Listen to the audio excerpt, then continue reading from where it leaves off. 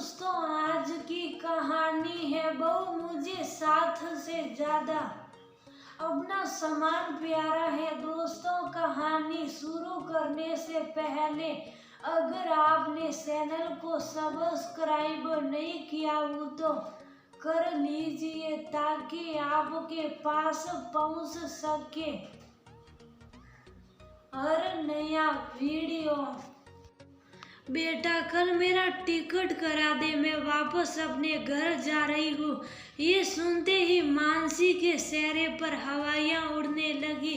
अब तो उसे ही सारा काम करना पड़ेगा। उसे नहीं लगा था माँ इतना बड़ा कदम उठा लेगी। वो तो सोच कर बैठी थी कि उसे मुफ्त की नौकरानी मिल गई, इसलिए उसने खुशी खुशी माँ को लाने की अनुमति दे दी। सुनीता जी के 2 बच्चे राघव और वेदिका, दोनों की शादी हो गई और दोनों के एक बच्चा भी था। सुनीता अपने पति के साथ रह रही थी। कभी कभी बच्चों के पास रह जाती थी, कभी बच्चे आ जाते थे। जब भी सुनीता बेटे के यहाँ रहने आती तो मानसी खूब खुश हो जाती क्योंकि सास की मदद मिल जाती काम में। सुनीता जी भी सबको बहुत प्यार करती थी। उनकी खुशी के लिए सब कुछ मैं ही रहना चाहती थी, मगर बेटे बहू की जिद के आगे उन्हें झुकना पड़ा। हार कर बेटे के पास आ गई। कुछ दिन तो सब सही सलाह, फिर मानसी ने काम बढ़ाना शुरू कर दिया। एक दिन देर से सोकर उठी, तब तक सुनीता जी ने पूरा खाना बना दिया। मानसी बोली, अरे आज देर हो गई माँ जी, जल्दी से सबके टिफिन लगा दो जरा, और आप मशीन लगाकर कपड़े भी सुखा देना। सुनीता जी बोली, हाँ बहू, तुम चिंता मत करो, तुम लोग आराम से ऑफिस जाओ। अब मानसी ने रोज का सा नियम बना लिया। ऑफिस से भी देर से आती, काम का बहाना कर अपनी सहेलियों के साथ गप्पे मारती।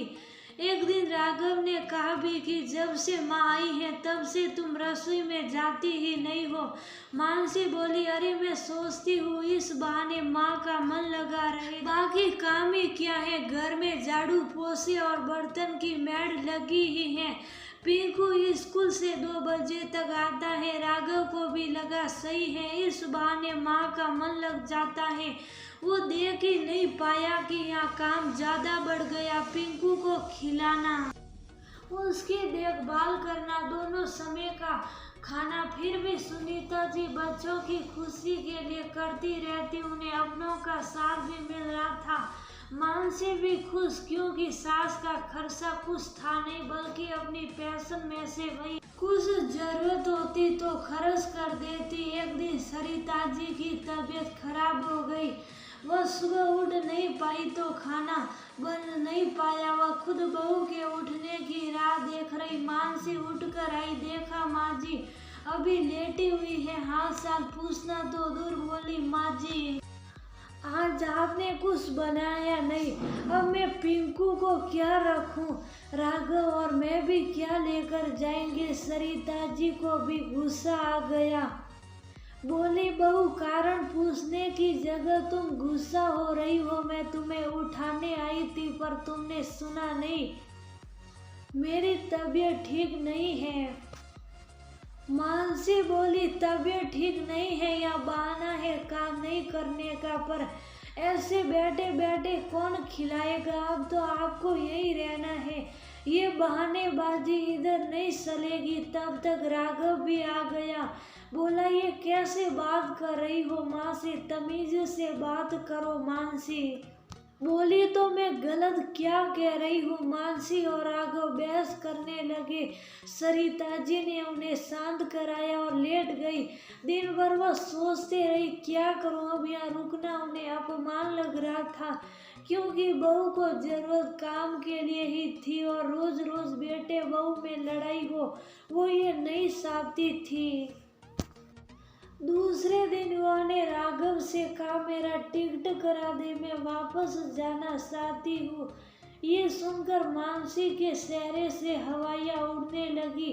राघव बोला, कैसी बात कर रही हो, आप अकेले कहाँ रहोगी? अब माँ भी यहाँ बच्चों की गलतियों को माफ कर दो। तब तक मानसी भी बोली, हाँ माँ माफ कर दो, मैं शिकायत का मौका नहीं दूंगी। सरिता जी बोली, माँ वो बच्चों की गलती भी माफ कर दूंगी, पर अपना सामान नहीं भूलूंगी, मैं आती जाती रहूंगी, तुमसे रिश्ता नहीं तोड़ रही, तुम लोग भी आते रहना, पर अब मुझे जाना है। मानसी अपने किए पर पछता रही थी। उसे लग रहा था माँ जी अब कहाँ जाएगी, साथ रहना उनकी मजबूरी है, पर किसी के सामान को ठेस लगती है तो वो फिर मजबूरी भूल जाते हैं। सरिता जी अपने घर आ गई। उन्हें अकेलापन महसूस हो रहा था। उन्होंने समाज सेवा संस्था ज्वाइन कर ली। कम से कम रोज अपमानित तो नहीं महसूस होगा।